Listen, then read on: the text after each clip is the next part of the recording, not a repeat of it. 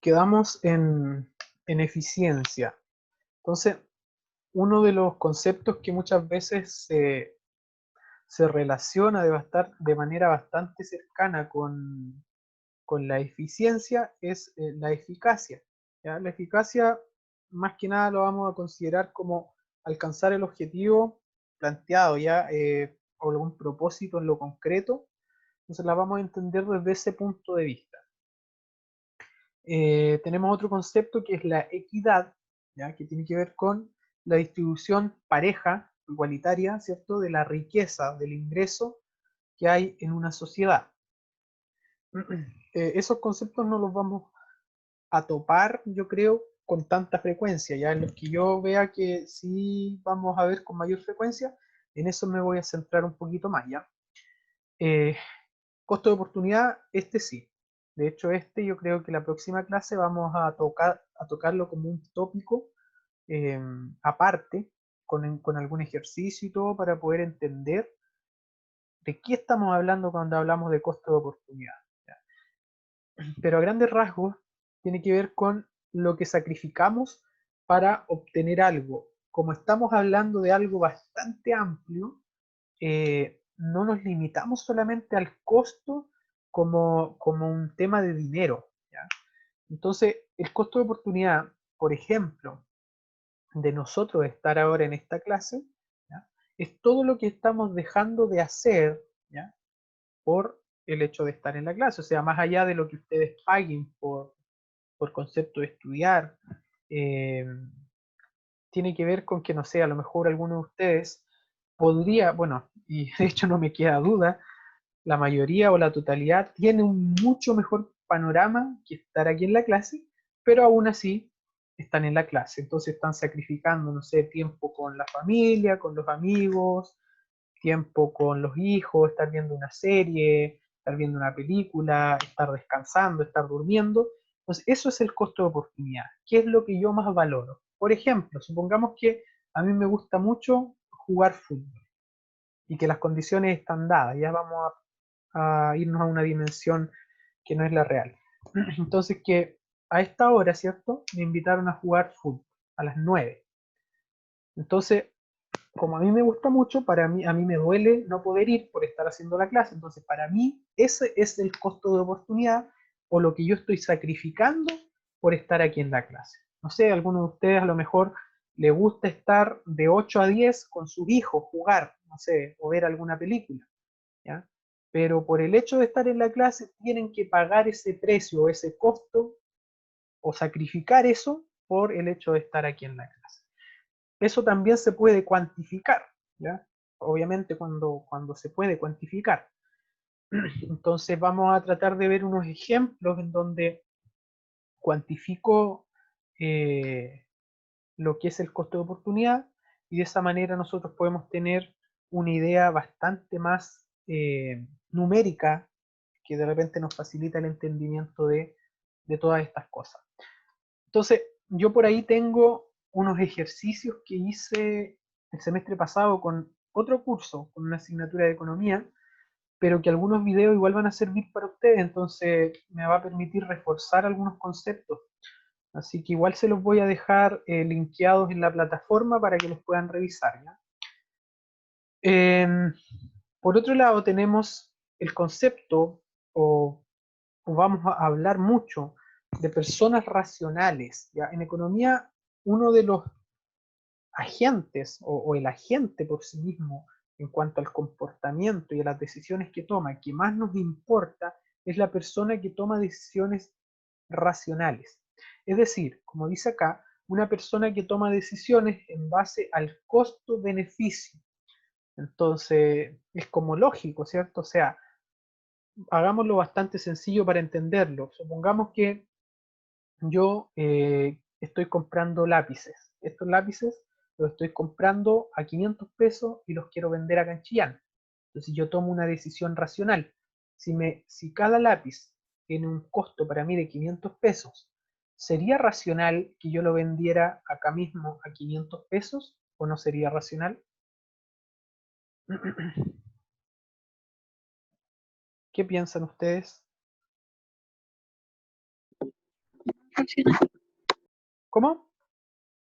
No es No es racional, racional. ¿cierto? No es racional, porque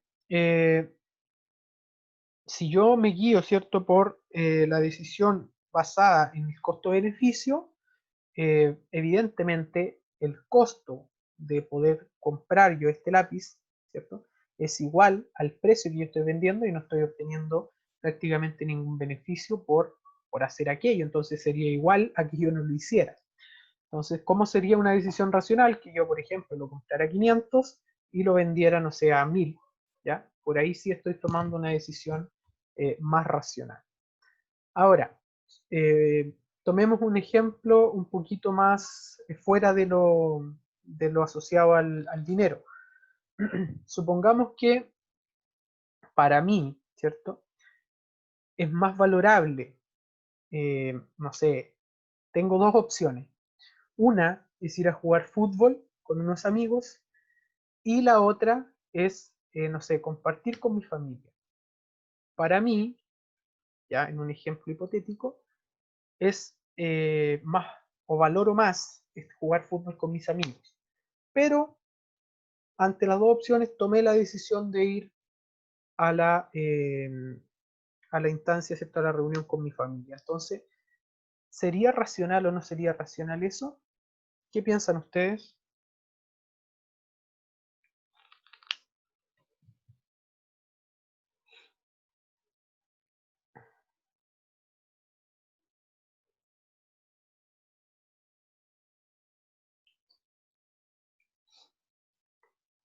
No sería racional, ¿ya? No sería racional, puesto que si yo estoy hablando de que las decisiones las tomo en base al costo-beneficio, entonces para mí el mayor beneficio, bajo mi pensamiento, en este caso hipotético, es poder ir a jugar fútbol, y yo estoy tomando la otra decisión, ya algo está mal, mi racionalidad no está funcionando bien para tomar la decisión, ¿ya?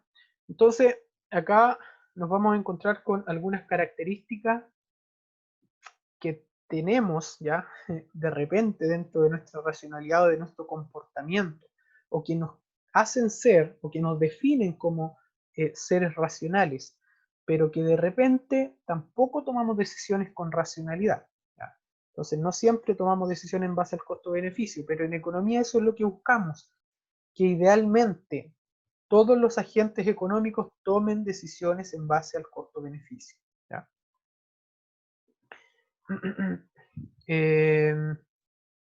De acá vamos a hablar de cambios marginales, ¿ya? Esto tampoco lo vamos a profundizar mucho en la asignatura, pero sí me interesa que ustedes sepan que en economía también estudiamos cambios marginales, es decir, estoy analizando constantemente distintas variables y me interesa saber qué efecto produjo el cambio de una variable en otra variable. Por ejemplo, ¿ya? Supongamos que yo tengo un ingreso mensual de 100, ¿ya? Con esos 100 compro 10 bienes, ¿ya? Por poner un ejemplo. El mes que sigue yo tengo un ingreso de 150 y con esos 150 yo ahora compro 12 bienes. Entonces el cambio marginal trata de relacionar esa variación que se produce en la adquisición de bienes, en donde yo pasé de 10 a 12, ¿cierto? ¿A partir de qué? De un incremento en el ingreso de 100 a 150. Eso es un cambio marginal. Cuando nosotros tratamos de identificar y de relacionar el cambio de algo con la variación o el cambio de otra cosa que también tiene incidencia, ¿ya?, en la decisión que yo estoy tomando. Eso es un cambio marginal. Y acá dice cambios graduales o pequeños ajustes, claro, porque todo, de alguna manera, no sé, el mismo caso del ingreso, yo no paso de 100 a 1000 o de 100 a 10.000, sino que de repente son cambios, ¿cierto?, pequeños, pero esos cambios pequeños de repente generan cambios que a lo mejor en la cantidad no son muchos, pero sí en el hecho, en el acontecimiento en sí mismo, sí representan algo de interés para lo que es el campo de la economía, ¿ya? Eh, Más que decir de eso, yo creo que por lo menos para este curso, probablemente más adelante profundicen en temas marginales, pero hasta esta parte yo creo que con eso debería ser suficiente. El siguiente concepto, incentivo, ¿ya? Algo que provoca, ¿cierto?, que un individuo actúe, ¿ya? Tome una decisión, ejecute una acción. De acá podemos hablar de muchas cosas, ¿ya? Hay razones, motivaciones que hacen que la gente actúe o se comporte de cierta manera. Entonces aquí hablamos de incentivos. Eh, economías, ¿ya? Acá, si ustedes se dan cuenta, está economía de mercado, economía centralizada y economía mixta. Estos son tres enfoques o tres modelos económicos que siguen las economías de los países. Esto es en el criterio bastante más amplio de todos. Por un lado tenemos a un extremo lo que son las economías de mercado, que se rigen netamente por interacciones entre la oferta y la demanda. Entonces, este tipo de economía, ¿ya? Muchas veces nosotros la asociamos a aquellos modelos económicos más capitalistas como el norteamericano, ¿ya? Entonces, una economía de mercado se caracteriza por eso, porque lo que importa es que, de alguna manera, la oferta y la demanda sea la que determine los precios, las cantidades, cuánto se va a producir, cuánto se debe comprar, ¿ya? Eso viene dado por la oferta y demanda. O sea, aquí el gobierno que se meta lo menos posible bajo este modelo, ¿ya? Porque la oferta y demanda por sí sola saben qué hacer. Por aquí, Adam Smith, por ahí por el 1776, eh, publica una uno de sus libros en donde él habla de lo que es la mano invisible, ¿ya? Y él dice, ¿qué es la mano invisible? Bueno, la mano invisible es eso que nadie conoce, ¿cierto? Que nadie es capaz de determinar, pero que hace que oferta y demanda alcancen un equilibrio. O no sé, si lo queremos llevar a términos de negociación, por ejemplo, uno dice, ya, yo vendo este lápiz en 5.000 pesos. ¿Quién lo quiere comprar? Probablemente nadie, ¿cierto? Pero supongamos que este lápiz, ¿ya? El día de mañana o en 7 días más, tiene una característica particular y que es capaz de hacerte inmune al contagio del COVID-19. Entonces, probablemente muchas personas estén dispuestas a comprar este lápiz, ¿sí? Entonces, ahí se va a generar un equilibrio, porque antes no estaban dispuestos a pagar probablemente ni 1.000 pesos por este lápiz, pero en 7 días más va a haber mucha gente, ¿cierto? Si es que es verdad, ¿cierto? Que la función de este lápiz, que va a estar dispuesto a pagar mucho dinero por él, ¿ya? Entonces, esa es la interacción que se genera entre oferta y demanda y que hace que un bien o un servicio suba, baje de precio, que lo estén dispuestos a comprar en un escenario, pero que en otro escenario no lo están dispuestos a comprar. Pero que finalmente el objetivo de esta mano invisible es que se alcance un equilibrio, que ojalá todas las empresas que están dispuestas a producir un bien X a un precio determinado, puedan venderlo en un mercado porque hay la misma cantidad de compradores que están dispuestos a comprar esa cantidad que está produciendo al precio que lo está poniendo la empresa, ¿ya? En el otro extremo tenemos economías centralizadas o economías planificadas, ¿ya? Y acá muchas veces estamos hablando de modelos económicos un poquito más sociales, ya del corte social, no del corte capitalista, sino del tipo social. Entonces, donde el Estado es el que define, el que decide y el que asigna los recursos, ¿ya? Este tipo de modelo económico ya está bastante eh, poco utilizado, ¿ya? Puesto que eh, la evidencia, ¿cierto?, muchas veces ha mostrado, ¿ya?, que el Estado no siempre administra de la mejor manera los diferentes recursos con los que dispone. Y tenemos un tercer modelo, que es una economía mixta. Y una economía mixta se caracteriza porque al menos un sector industrial se encuentra en manos del Estado. Y esto es importante porque no basta con que solo unas empresas estén en manos del Estado, sino que un sector industrial entero se encuentra en manos del Estado y ahí ya estamos hablando de una economía que es mixta, ¿ya? Chile es definida como una economía social de mercado, en donde tiene características de este primer modelo, en donde la oferta y la demanda es la que de alguna manera decide cómo, ¿cierto?, se desarrolla, cómo se comporta, cómo se desenvuelven los mercados, pero en donde también el gobierno genera intervenciones en caso de que sea necesario. Por ejemplo, cuando recién explotó el tema de la pandemia, una de las cosas que hizo el gobierno fue colocar un precio máximo al examen para detectar cierto COVID-19. Entonces, eh, juegan un poquito estas cosas en donde el gobierno no es un protagonista del mercado, pero sí interviene en ciertas circunstancias. ¿Ya? Seguimos. Falla de mercado. ¿Qué es una falla de mercado? Cuando el mercado por sí solo, como dice ahí, de mercado, el mercado por sí solo no es capaz, no logra asignar, ¿cierto?, los recursos con los que se dispone de una manera eficiente. Es decir, no logra sacarle provecho o el máximo provecho posible a los recursos con los que cuenta. Eso es una falla de mercado. ¿Qué es una externalidad? Es un impacto, ya sea positivo o negativo. ¿De qué? De las decisiones, de las acciones de unos agentes sobre el bienestar de otros agentes. Por ejemplo, Profe, ¿sí? disculpe, ¿tiene algún ejemplo de falla de mercado? Falla de mercado.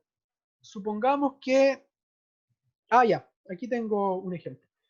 Hace Eh, ¿Hace cuántos años? Hace, a ver, 2012. En el 2012, 2013 por ahí, eh, habían bastantes dudas, ¿ya?, respecto al escenario económico mundial, ¿ya? Entonces, muchos pronosticaban, de hecho el presidente del Banco Central de ese entonces, el ministro de Hacienda de ese entonces y todos los expertos pronosticaban que se venía una crisis económica a Chile, ¿ya? ¿Producto de qué? De que la demanda mundial, ¿ya?, de cobre principalmente y de algunos productos exportados por Chile se estaba cayendo, estaba disminuyendo. Entonces, como el ingreso de Chile, ¿cierto?, depende en un alto porcentaje de la exportación que se genera principalmente a países como China, entonces, ¿cuál era el pronóstico futuro de esto? Es que se venía una crisis económica, ¿ya? Ahora, dentro de este mismo escenario, ¿ya?, hay un tema que tiene que ver con que muchas veces uno puede generar una perspectiva, una opinión, ¿ya?, futura de lo que podría ocurrir, ¿ya? Entonces, yo en ese escenario podría haber dicho, no es necesario, ¿ya?, que el gobierno intervenga, puesto que el mercado por sí solo tiene esta capacidad de poder buscar, ¿ya? ¿En qué sentido? En que China no me iba a comprar, pero de buscar otro país, ¿ya?, al cual yo poder vender, ¿ya? Sin embargo, eso que estaba ocurriendo ahí venía dado por una falla de mercado. ¿Dónde estaba la falla de mercado? En que la demanda, ya externa, la demanda internacional de bienes, particularmente los que exportaba Chile, estaba siendo más baja. Había muchas razones detrás de ello, pero esa baja demanda estaba provocando una falla de mercado.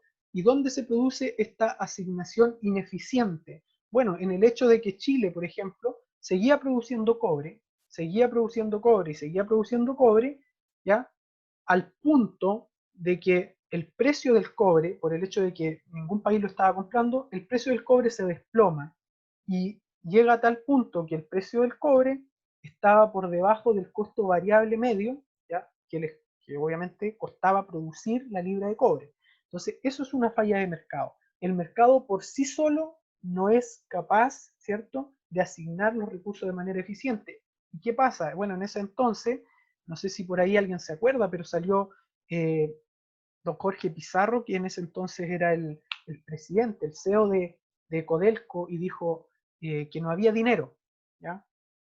Dijo que no había ni un peso. Entonces, esto, que no había plata, venía provocado por una falla de mercado. ¿Por qué? Porque Codelco no tenía dinero producto de que no le estaban comprando cobre y Codelco tenía que seguir funcionando. Entonces, no había una asignación eficiente de recursos porque si nosotros lo analizamos en términos concretos, nosotros decimos ya, si yo quiero colocar una empresa, en términos formales obviamente, o si yo me rijo por lo que establece la teoría, yo debería hacer un estudio de mercado y el estudio de mercado me permitiría determinar si la empresa que yo voy a colocar tiene demanda o si el bien o servicio que yo voy a vender tiene demanda o no tiene demanda. Si no tiene demanda, sería absurdo, ¿cierto?, poner la empresa. Entonces, en este contexto, bajo ese criterio, Codelco, ¿qué debió hacer? Debió haber cerrado sus puertas, ¿ya? Pero se entendió, ¿cierto?, que esta falla del mercado no era una falla permanente, sino que era temporal. Entonces, si bien era una falla de mercado dada por una caída en la demanda de cobre, esta demanda de cobre se iba a recuperar y efectivamente fue lo que ocurrió, ¿ya? Entonces, para reforzar un poquito el ejemplo este, ¿ya? Supongamos que yo soy un productor de tomates, ¿ya? Entonces, como productor de tomates, ya, supongamos que tengo la fortuna de que todo el resto de productores de tomates de Chile perdieron su cosecha, ¿ya? Dado este contexto, ¿qué pasa? Que más encima aparece una noticia, ¿cierto? Y aparecen 1001 artículos, ¿cierto? Por ahí dando vuelta, en donde dicen que el consumo de tomate previene, ¿cierto?, muchas enfermedades. ¿Qué va a pasar con la demanda de tomates? Se va a disparar. Va a haber mucha gente queriendo comprar tomates. Y yo como productor, ¿qué voy a hacer? Voy a decir ya, soy el único productor en Chile que tiene tomates, por ende, el kilo de tomate, no sé si está en 2000 pesos ahora, el kilo de tomate que está a 2000 pesos ahora, yo lo voy a subir a 20.000 pesos, ¿ya? Y como veo que es demasiada la demanda, porque soy el único productor, subo el kilo de tomate, voy a decir un disparate, pero lo subo a 100.000 pesos, ¿ya? ¿Qué va a pasar?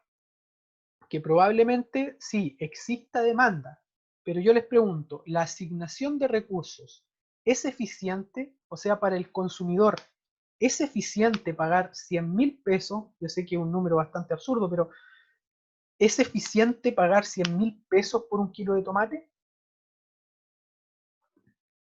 No sé. ¿Qué piensan ustedes?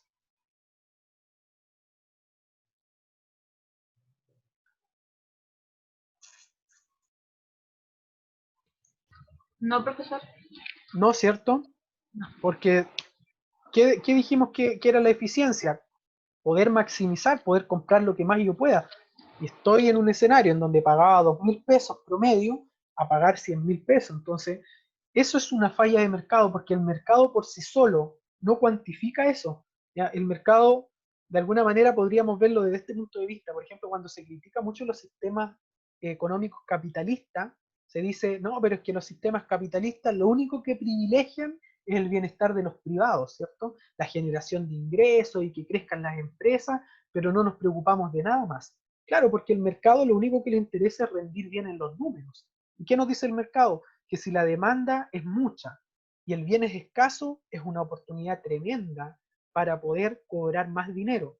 Y eso es una falla de mercado, porque si nosotros vemos el problema económico, ¿en qué radica el problema económico? En que queremos solucionar este problema de escasez, no hacerlo al revés, no complejizarlo más. Entonces, eso es una falla de mercado, cuando el mercado no se la puede por sí solo, porque el mercado, ¿qué debería hacer? Si es que funcionara bien el 100% de las veces, debería por sí solo generar un precio máximo. Yo como productor decir, oye, ya sí está bien, soy el único productor, pero tampoco voy a cobrar 100.000 pesos por un kilo de tomate. A lo mejor voy a pasar de 2.000 a 3.000, 4.000, pero ni siquiera voy a llegar a 10.000. Eso sería una asignación un poquito más lógica o más eficiente. Y acá lo puedo apoyar con un ejemplo en donde, por eso se habla de fallas de mercado, porque en las fallas de mercado lo más común es que de repente intervenga el gobierno, ¿ya? ¿Por qué? Porque necesita regularizar estos aspectos. Y miren, y ahora se me ocurrió un ejemplo mucho más certero de lo que es una falla de mercado, para mí, por lo menos bajo mi perspectiva, el sistema de AFP, para mí tiene una falla de mercado tremenda. ¿En qué sentido? En que se supone, ¿cierto?, que si a mí me contratan para hacer algo, por ejemplo, a mí me contratan para hacer el curso de introducción a la economía.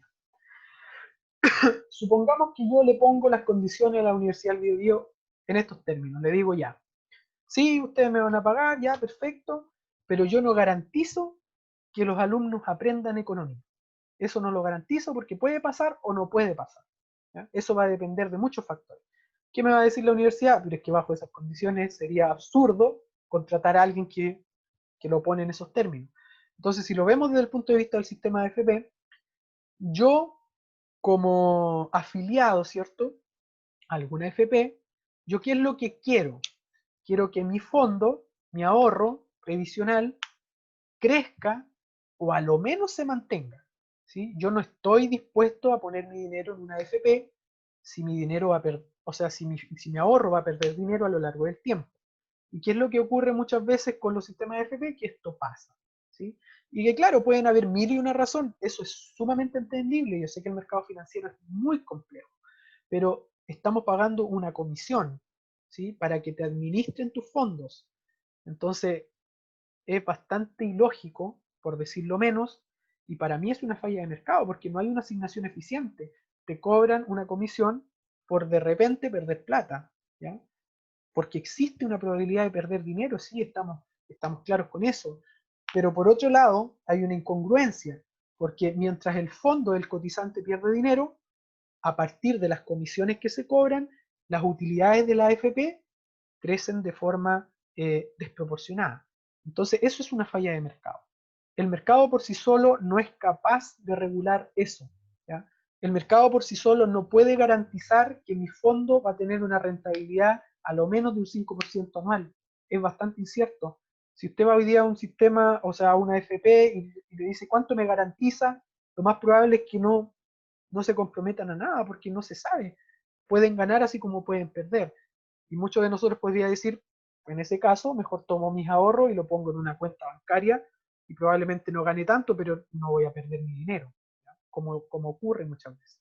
Entonces eso es una falla de mercado. No hay una asignación eficiente, estoy pagando por algo que al final no sé para qué lo estoy pagando. No sé si tienen alguna duda o algo que comentar al respecto en ese punto. Me quedó claro con el último ejemplo, profe. Gracias. Ya, qué bueno. Sí, es súper interesante estudiar las fallas de mercado. De hecho, dentro de lo que es la investigación, algunas líneas de investigación se dedican a estudiar fallas de mercado porque es un tema muy complejo. Es un tema de mucho interés y es un tema que afecta enormemente, bueno, nos afecta a todos nosotros, ¿ya? Íbamos en externalidad. La externalidad es el impacto, ¿cierto? Como les decía, que puede tener una decisión de uno sobre el bienestar de otros. Por ejemplo, supongamos que yo,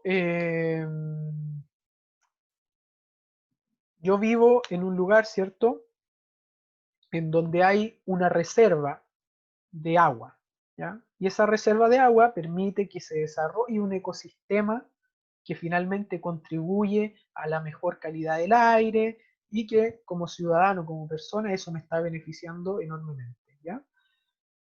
Y que justo en esa reserva de agua van a colocar una hidroeléctrica, ¿ya?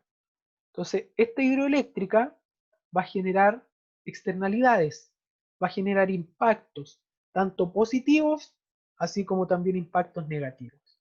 Claro, va a generar impactos positivos, va a generar empleo, va a contribuir en la recuperación del déficit energético en la zona, va a hacer que de alguna manera la actividad económica del lugar aumente, pero también va a generar impacto negativo. Probablemente genere más de un daño al ecosistema, ese ecosistema, ¿cierto?, tan bonito que me beneficiaba a mí como persona, también se va a ver afectado de manera negativa. Entonces, esas son externalidades, ¿ya? Y las externalidades, como les digo, pueden ser positivas y pueden ser negativas.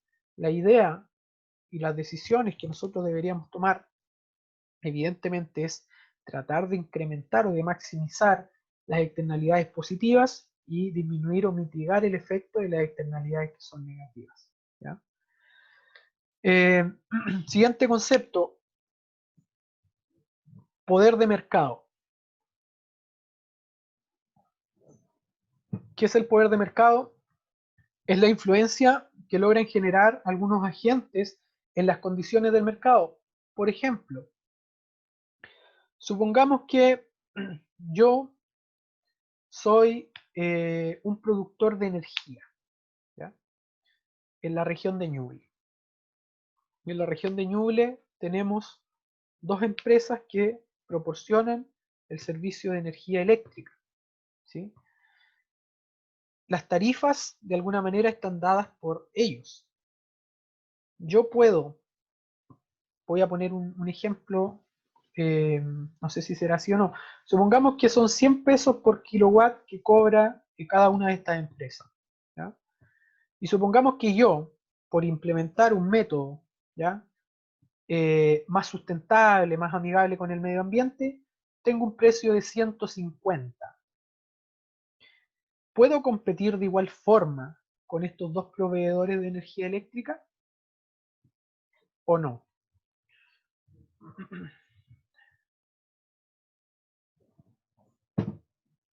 ¿Qué dicen ustedes?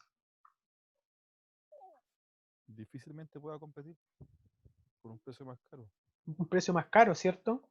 Entonces, ahí hay un poder de mercado, está dado por estas empresas, ¿ya? Y ellas establecen cuáles son las reglas del juego, ¿ya? Entonces, esto se da en muchos sectores industriales, por ejemplo, en los supermercados, o sea, en las ferreterías, en las tiendas de retail, eh, etcétera, etcétera. O sea,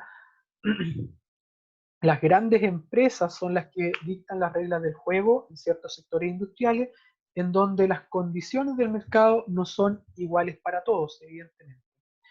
Entonces, eso es el poder de mercado.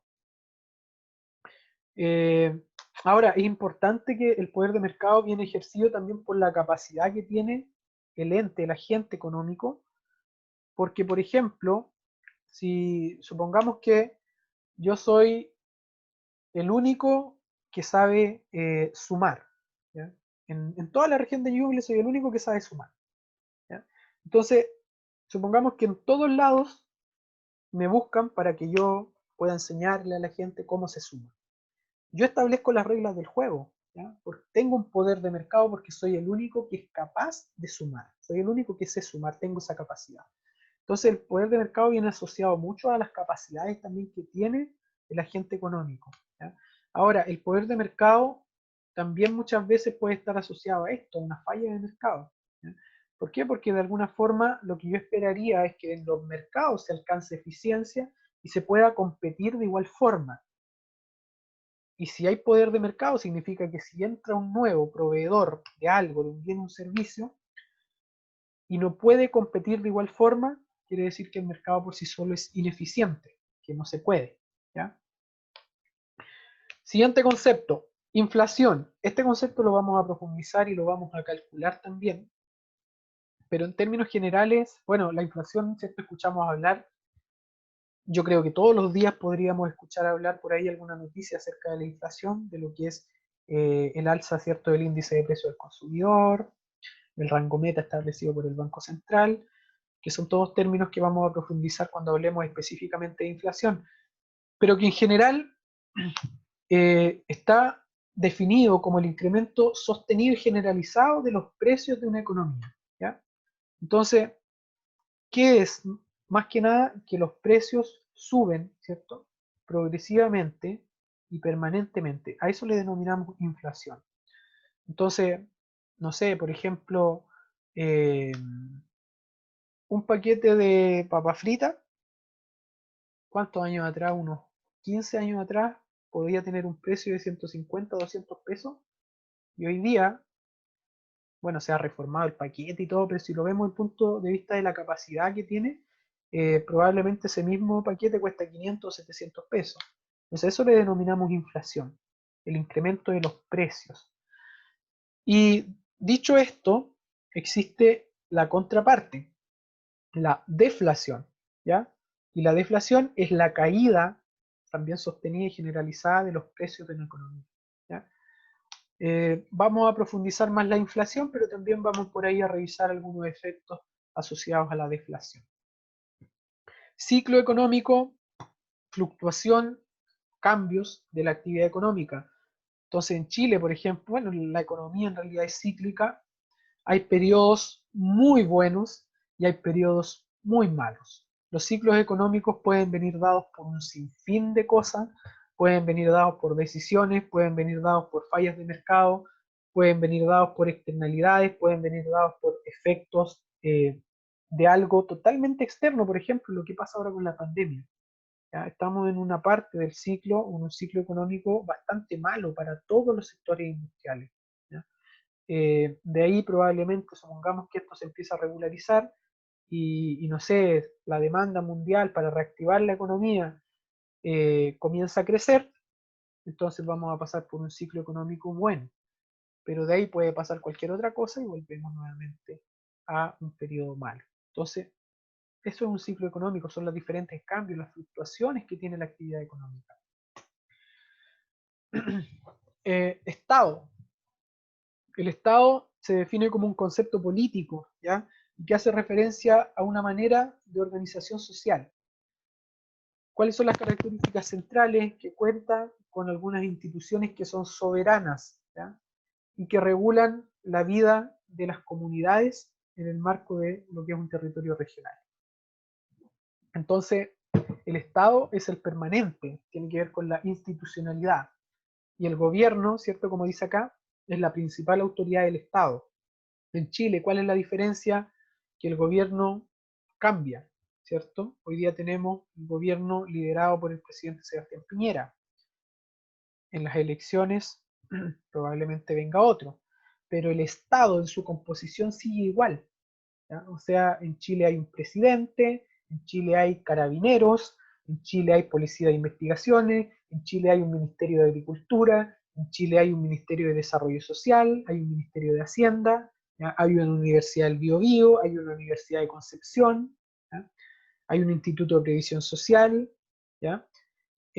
Hay bancos, hay instituciones financieras, hay iglesias católicas, protestantes, ¿ya? Todo eso es el Estado de alguna manera, son todas las instituciones que son capaces de regular la vida de nosotros los individuos de la sociedad, ¿ya? ¿Y qué son las instituciones? Ahí mismo aparece, ¿cierto? Tiene que ver con los organismos que pueden ser públicos o pueden ser privados y que desempeñan una labor en específico, ¿ya? Entonces un ejemplo de institución puede ser Carabinero de Chile, la Armada, los bancos, ¿ya? Los municipios, los gobiernos regionales, las escuelas, las universidades, los institutos, los hospitales, ¿ya? Entonces, dependiendo mucho de cuál sea la labor específica que realizan, se justifica, ¿cierto?, el hecho de que sea una institución. Igual son conceptos, como les digo, más que nada para que no los desconozcan cuando se hablen, pero que en general no los vamos a profundizar más allá de lo que hemos revisado hasta el momento, ¿ya? Y acá, bueno, ya nos queda menos de esta parte. Siguiendo, también tenemos el concepto de lo que son los recursos, ¿ya? Los recursos son bienes en este caso, que nos van a permitir producir algo, por lo menos en economía, ¿ya? Eso, bajo un enfoque, los recursos nos van a permitir producir bienes o servicios, ¿ya?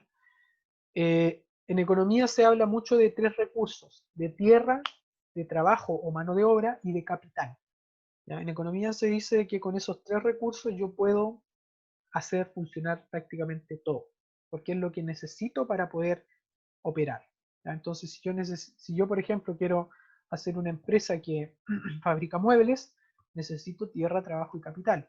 Si quiero vender ropa, necesito tierra, trabajo y capital, ¿ya? O tierra, mano de obra y capital. Entonces, para toda la actividad económica,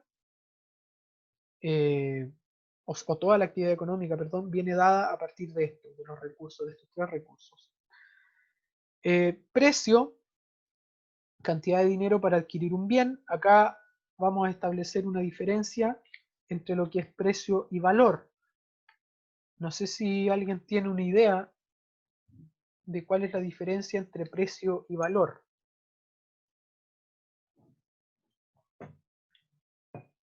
Si alguien podría dar un ejemplo o... ¿Sí? Profe, el valor podría ser no necesariamente monetario y el precio sí. Correcto, efectivamente. Como dice su compañera Natacha, el precio es algo que de partida es objetivo, es cuantitativo, es cuantificable e indiscutido. O sea, puedo negociarlo y todo, pero el precio es el precio. Pero el valor es algo distinto, el valor es subjetivo, depende de mi apreciación, ¿ya? Entonces, a partir de esto viene el tema de que de repente yo digo esto es barato o esto es caro, ¿ya? Si yo vendo este lápiz en 10.000 pesos, para todos va a ser carísimo, ¿cierto? A partir de partida que recién se me rompió, entonces, súper caro, 10.000 pesos este lápiz, pero ese es el precio, ese es el precio que yo estoy cobrando, ¿ya? Ahora, si nosotros le agregamos valor a este lápiz, como lo hicimos hace un momento, y yo les dije, ya, este lápiz te va a salvar la vida en 7 días más, ¿ya? Entonces probablemente 10.000 pesos sea baratísimo para algo que es capaz de salvarme la vida, ¿ya? Entonces, eso es valor. Cuando yo de alguna manera le atribuyo características a algo, ¿ya? Eso es valor. Entonces, de aquí que no todas las cosas tienen precio, pero todas las cosas pueden tener valor. Más o menos, todo puede tener valor.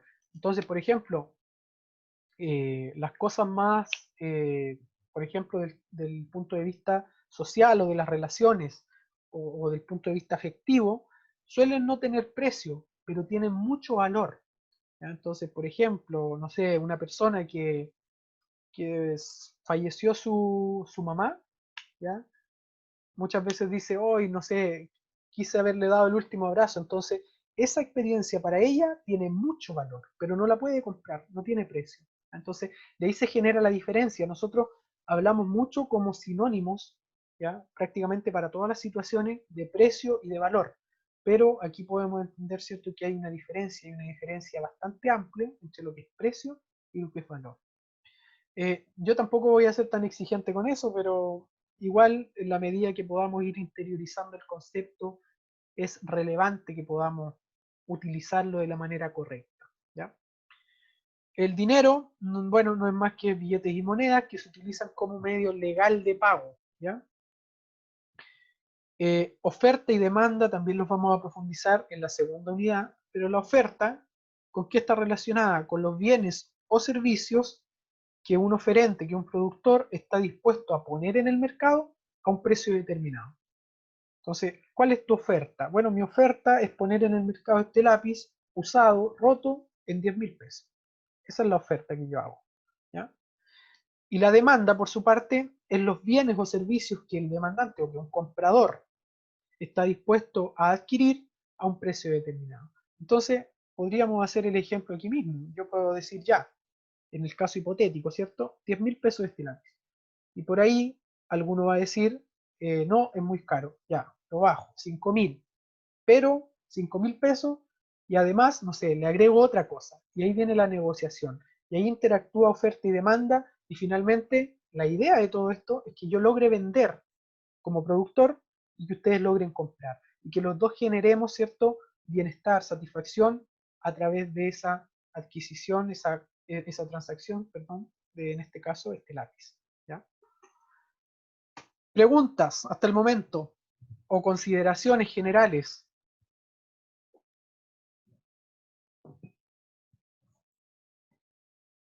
¿O no les gusta hablar mucho?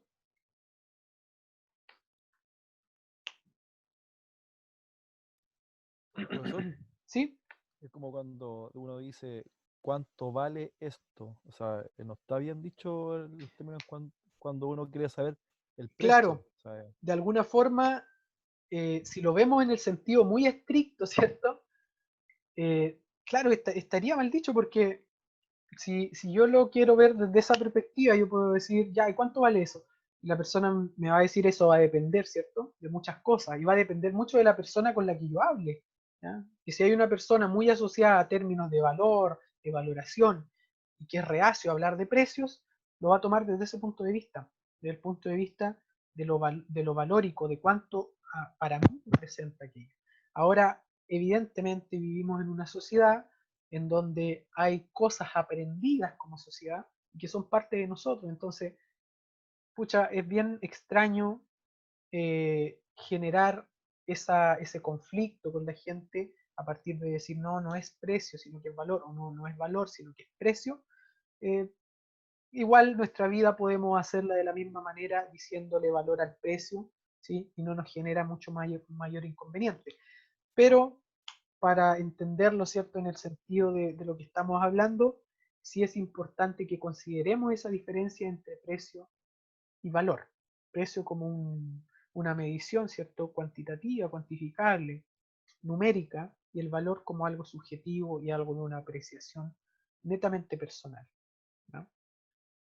No sé si tienen algo más.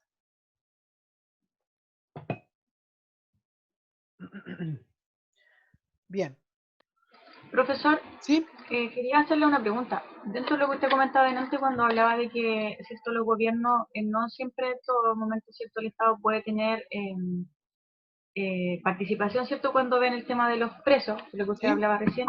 Por ejemplo, ahora que estuvo, bueno, estamos full todavía, cierto, en el tema de la pandemia, en algún minuto el gobierno podría haber tomado alguna determinación respecto a, por ejemplo, congelar precios. Por ejemplo, ¿cómo podría él cierto, haber abordado eso y haber, no sé, pues, haber puesto un precio único, por ejemplo, para lo que eran los productos que eran básicos, como lo usted señalaba, de verdad que se subieron mucho los precios de todo lo que era productos de limpieza. Ujú. ¿Y eso en qué podría haber afectado, por ejemplo, porque aquí estamos viendo todo lo que es economía, entonces, ¿cómo podría haber afectado eso, cierto, justo en ese instante, a nosotros como consumidores? Claro, efectivamente, en primer lugar, partiendo de la base de que yo creo, personalmente, que para todos, y se notó más a nivel de gobierno, que no se dimensionó el tema, porque era un tema absolutamente nuevo para todos, pero de alguna manera no se dimensionó por parte del gobierno tampoco las consecuencias futuras que esto estaba trayendo y que ya estaba trayendo para eso entonces. Entonces, desde ese punto de vista, yo pienso que sí se pudo haber hecho algo relacionado con el precio de ciertos bienes, porque como bien les decía, uno de los servicios que se puso precio máximo fue el tema de los exámenes. Entonces, eso indica que de alguna manera sí se pudo haber regulado otros sectores. Ahora, eso igual genera conflicto de intereses, puesto que sabemos, ¿cierto?, que de alguna manera el beneficio para unos puede ser perjudicial para otros. ¿Cómo podemos entender eso? Bueno, para el productor de algún bien, ¿ya? Supongamos que sobre los útiles de aseo, que eran los que estaban siendo más demandados, y de limpieza, se fijaron precios máximos, ¿ya? Pero supongamos que dentro de los productores que subcontratan las grandes empresas para adquirir la materia prima, ¿ya?, o, o el producto genérico que después es envasado, eh, les subieron los precios de los insumos, ¿ya?, de las materias primas, y por ende se les hizo muy caro. Claro, una empresa más grande, ¿cierto?, puede sobrellevar de alguna manera ese periodo en donde probablemente el costo sea mayor al precio de venta. Van a tener pérdidas por un periodo, perfecto, pero tienen muchas utilidades acumuladas, lo cual no le va a generar mayor problema en el largo plazo, o en el mediano y largo plazo.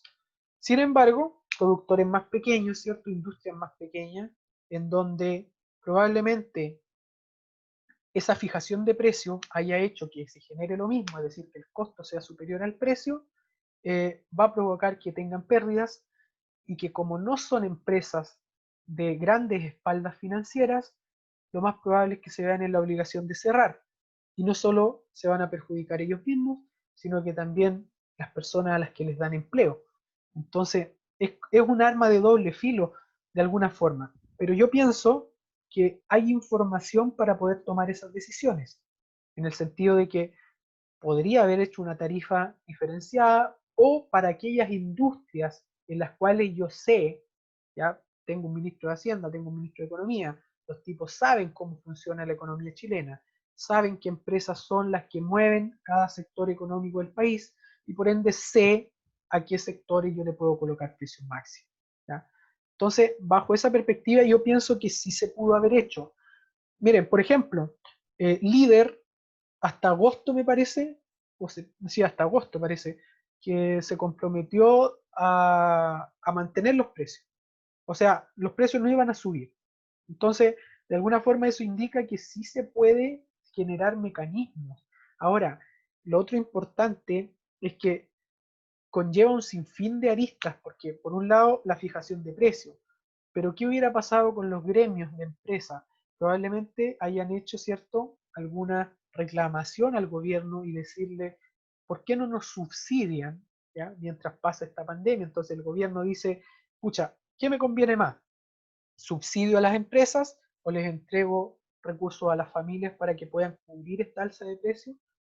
Ahora, no sé si se haga una o la otra, no sé si es lo mejor lo que se ha hecho hasta el momento, pero de alguna forma es un tema bastante complejo. Es muy buena la pregunta porque da para mucho análisis y mucha interpretación, porque para mí puede ser eso, pero si yo hablo con un productor, el productor me va a decir, no, pues, ¿cómo el gobierno va a fijar los precios? ¿Ya? Pero si yo hablo con una familia que demanda ciertos bienes, van a decir, debió haber hecho eso porque el bienestar de la familia es lo más importante. Ahora, la toma de estas decisiones no siempre deja contentos a todos, y eso todos lo sabemos, es imposible dejar contento a todo el mundo. El tema es beneficiar, ¿cierto?, lo que más se pueda con, como decíamos hace un momento, con la menor cantidad de externalidades negativas. Y si fijar los precios genera menores externalidades que mantenerlo y dejar que el mercado por sí solo busque su equilibrio, debió haberse tomado quizá esa medida. Si no es así, claro, se debió dejar como está. Pero es importante tener en cuenta, bueno, de hecho, ese es el trabajo constante de poder analizar todo lo que es la actividad económica, todo lo que es los escenarios económicos, ¿ya? Porque está ligado a muchas cosas, y de ahí por ahí alguno de ustedes podría decir a lo mejor un ejemplo bien específico, y que ese ejemplo específico, esa situación particular, afecta también a todo este sistema, y que probablemente nosotros no lo consideramos en el análisis, pero que también afecta y que complejiza todo este tema. Entonces, me tomo de la misma pregunta para, por ejemplo, hablar del tema del modelo. El modelo aquí tiene mucho sentido porque como modelo, como gobierno, como ministro de Hacienda, ya, ¿cuál es la propuesta? Congelar los precios, perfecto. Tenemos que plantear un modelo, construir un modelo que me permita determinar, ¿cierto?, cuáles son las industrias que proporcionan bienes y servicios que son más demandados por la sociedad, que son más indispensables y sobre los cuales no podemos permitir alzas de precio o poner precios máximos, ¿ya? Y ahí en el modelo voy a tener que quedarme, ¿cierto?, con lo más relevante, porque va a ser, como les decía, imposible darle el gusto a todo, pero voy a tener que, como gobierno, priorizar el bienestar general o el mayor bienestar de la sociedad chilena. No sé si respondo más o menos a la pregunta. Sí, profesor. Gracias. Ok, Profe, ¿sí? Chile, como usted mencionó, es una economía social de mercado, ¿cierto? Sí, Libre. sí. El modelo o la economía norteamericana, específicamente la estadounidense, ¿cuál es? Yo entiendo que el modelo económico estadounidense es un modelo de mercado, ¿ya? Un modelo ¿Ya? completamente de mercado. Ahora, el tema es bastante engañoso porque esto es como definición, ¿cierto? Es como decir, ya, yo juego fútbol, perfecto, ya, soy defensa central, esa es mi posición. Pero en una circunstancia fui a cabecear un córner e hice un gol, ¿ya? Hice un gol, me ¿Sí? convertí en el goleador del equipo. En una circunstancia particular adquirí otra función dentro de mi equipo. Entonces, en este caso, la economía estadounidense, por ejemplo, si bien la podríamos definir como una economía de mercado, hay circunstancias particulares que la hacen funcionar quizás no como una economía mixta, pero sí como una economía social de mercado. Por ejemplo, en el año 2018, por ahí por octubre, noviembre, se desata lo que es la guerra comercial China-Estados Unidos. Dentro de la guerra o de los mecanismos que usó cada uno de los países para la guerra, estaba el tema de subir los aranceles, ¿ya? Los aranceles a los productos, es decir, Estados Unidos le subía los aranceles a los productos chinos y en China, los chinos obviamente le subían los aranceles a los productos estadounidenses. ¿Y eso qué hacía? Que el consumidor dijera ya, voy a comprar papas. Tengo dos opciones. Tengo la papa, por decir algo, que viene de China y tengo la papa que se produce aquí en Estados Unidos. Bajo condiciones normales, la papa que viene de China tiene un precio por kilo de $1. Y la papa que se produce en Estados Unidos tiene un precio de $2. ¿Ya? Eso es bajo condiciones de mercado, oferta y demanda.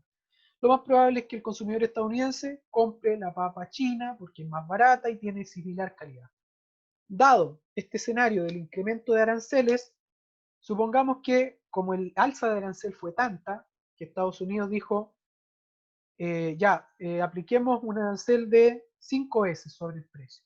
Entonces, ese kilo de papas, que antes tenía un precio de $1, ahora va a tener un precio de $5. Y el kilo de papa estadounidense va a seguir en 2. ¿Ya? Entonces, en ese caso, hubo intervención del gobierno, ¿ya? Sobre el comportamiento de la economía y sobre el mercado, particularmente sobre el mercado de papas. Entonces, en ese momento se convierte en una economía social de mercado, dado que el gobierno interviene. ¿Y cuál es la razón social o el objetivo social del gobierno? Es apoyar la industria local, ¿ya? Pero de alguna manera hay otro interés también que tiene que ver con ganar esta guerra comercial. Entonces contribuye a los dos objetivos a partir de poder transformarme en un periodo en una economía social de mercado. ¿Qué pasa después? Bueno, después se tranquiliza todo el tema de la guerra comercial y volvemos tal cual, porque también nos conviene generar lazos comerciales con China. Entonces ahí funcionamos como una economía de mercado. ¿Ya? Entonces, en ese caso, podríamos verlo desde esa perspectiva. Estados Unidos es una economía muy de mercado. De hecho, la mayoría de la persona con la que uno habla, ¿cierto? Siempre asocia la economía estadounidense con el capitalismo puro, ¿ya? Sin embargo, hay momentos en donde también se comportan como economías con un enfoque más social, ¿ya? Profe, sí, porque mire, lo que yo le quería preguntar era porque, si bien es cierto, el libre mercado de nuestra economía trata como de emular un poco muchas cosas de la economía, sobre todo la estadounidense, eh, tiene grandes libertades, sobre todo de surgir, de emprender algo allá. Acá en Chile no hay mucha regulación del Estado, salvo que como lo que usted comentó en algún minuto, los precios de los exámenes se regularon. Ujú. Allá, por decirlo, los estadounidenses, si es cierto, cualquiera puede crecer, generar una empresa, todo, son súper fiscalizadores y regulan mucho y sancionan firmemente las colusiones, la alza de precio indebida y todo eso. Y acá eso no pasa, siendo que nosotros Correcto. deberíamos, y ahí se Claro, mete harto el Estado. claro. Es que ahí hay otro problema que tiene que ver con el desarrollo de las economías. Eh, Miren, se supone que como país somos una economía o somos un país en vías de desarrollo aún. No alcanzamos el nivel de desarrollo de otros países, como por ejemplo Estados Unidos, a pesar de que Estados Unidos no es un país de los más desarrollados en términos de desarrollo, ¿ya? Eh, sí nos llevan bastante ventaja. ¿Y qué involucra el desarrollo? El desarrollo involucra esto mismo que dice su compañero, que las instituciones funcionan de mejor forma, ¿ya? ¿En qué sentido? En que, por ejemplo, hay mayor regulación. Entonces, en Chile, ¿qué pasa? Que somos una economía ingenua, bastante ingenua, porque somos inocentes.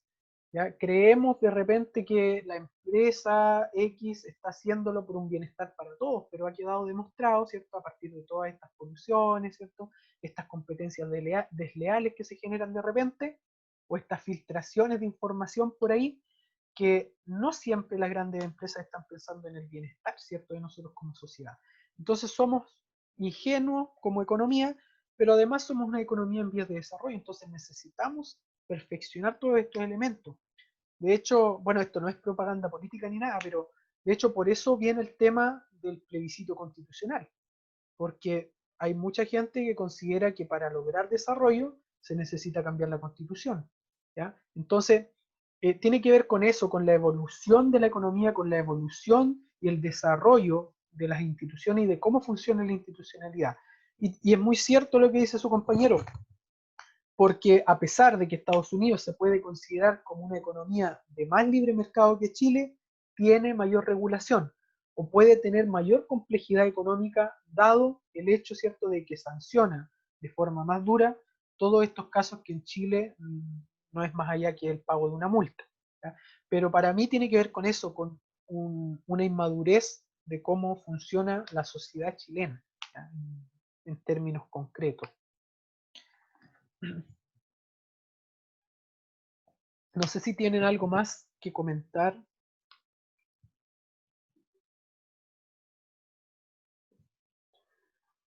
Eh, Igual es interesante que ustedes generen esto. Eh, me, me interesa bastante que se generen estas instancias de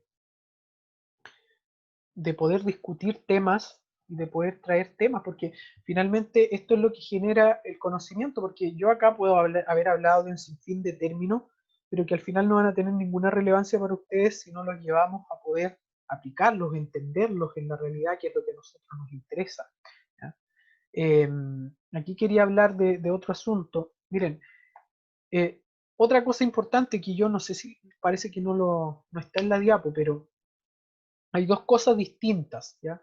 Y esto es súper relevante porque de repente en los cursos de economía, por lo menos en la UBB, no se va a hablar de este tema. Pero eh, hay dos conceptos, tal como el precio y el valor, que muchas veces lo usamos de sinónimo. Nosotros muchas veces también usamos de sinónimo lo que es el crecimiento y el desarrollo económico, ¿ya? Muchas veces decimos, sí, Chile necesita crecer económicamente, ¿ya? Eso involucra que la actividad económica se incremente. Y por otro lado, podríamos decir en algún momento, no, pero es que crecer económicamente, ¿cierto? O que tengamos mayor actividad económica nos va a llevar al desarrollo, ¿ya? Puede que sí, pero tenemos que entender que son dos cosas diferentes, ¿ya? El crecimiento económico, por un lado, es una medida cuantitativa, que esta la vamos a profundizar también y la vamos a ejercitar, la vamos a calcular. Y que tiene que ver más que nada con el crecimiento del Producto Interno Bruto. Es decir, de todo lo que se produce en Chile, lo sumamos, lo valoramos en precio, ¿cierto? Y a partir de eso, nosotros decimos ya, el Producto Interno Bruto de Chile el año 2019 fue de 200. En el año 2020, el Producto Interno Bruto de Chile fue de 220. Hubo una variación de 20 unidades, o sea, hubo un crecimiento económico. Eso es crecimiento económico. Nosotros calculamos un porcentaje, después decimos ya cuánto es 20 de 200, un 10%, entonces el crecimiento fue del 10%. Ya, perfecto. Y eso es lo que sale en las noticias. ¿Ya? El crecimiento, las proyecciones del crecimiento del PIB son de un 4%, son de un 3%. ¿Ya? Pero por otro lado, tenemos lo que es el desarrollo, ¿ya? Y el desarrollo es un concepto mucho más amplio. Entonces, por eso es que Chile puede ser un país que crece, pero no un país desarrollado. Y viceversa, puede haber un país muy desarrollado, pero que no crece económicamente tanto. Por ejemplo, Noruega, por ahí por el año, no sé si todavía, porque no he revisado el informe, pero por ahí por el 2018, era el país más desarrollado del mundo. En primer lugar, era de Noruega. Y Noruega exhibía una tasa de crecimiento como del orden del 1 o del 1,5%. Imagínense, en Chile buscamos un 3 o un 4, ¿ya? Y para eso nosotros es crecimiento aceptable. Bueno, Noruega era el país más desarrollado del mundo con un crecimiento del orden del 1,4%, ¿ya? Entonces, ¿cuál es la diferencia? Que el desarrollo involucra más cosas. Y en el desarrollo nosotros consideramos la distribución de la riqueza, por ejemplo, consideramos el funcionamiento de las instituciones, consideramos la salud, el sistema educacional, el sistema de seguridad pública, consideramos algunos aspectos medioambientales. Entonces, es una gama de factores y que claro, nosotros decimos, ¿Chile es un país desarrollado? No. ¿Por qué? Porque puede crecer, sí.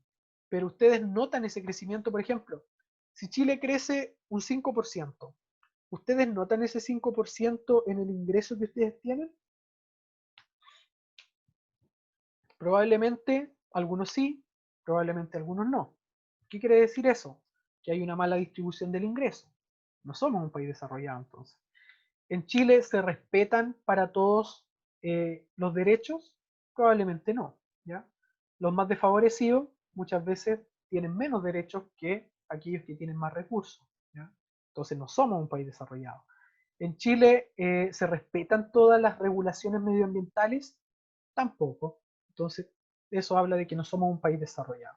Entonces, como punto de la discusión, ¿cierto?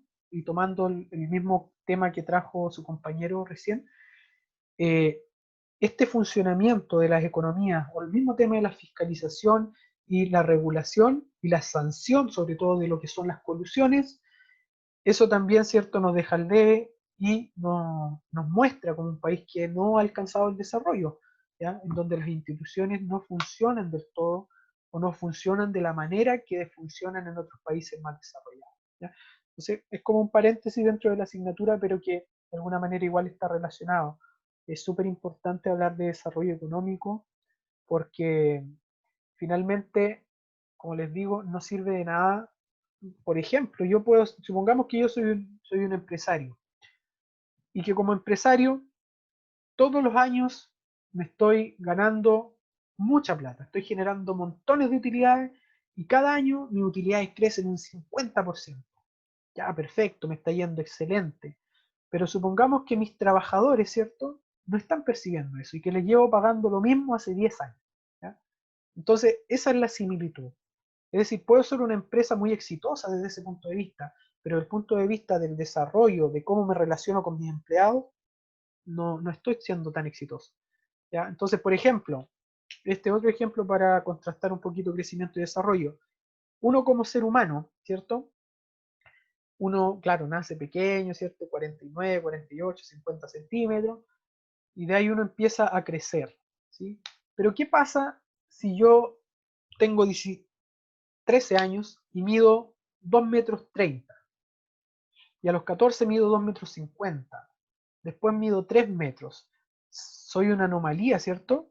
Para lo que se consideraría normal, ¿ya? ¿Por qué? Porque llego hasta cierta edad en donde yo crezco, pero hay una edad también en la que empiezo a desarrollarme. Entonces esto habla de que las cosas deben ser complementarias, o sea, no me basta con solo generar y generar y generar Producto Interno Bruto, si no estoy siendo capaz de que ese Producto Interno Bruto se distribuya en los individuos que componen la sociedad chilena, que somos nosotros mismos, ¿ya? Eso. Cierro paréntesis. No sé si tienen algo que decir.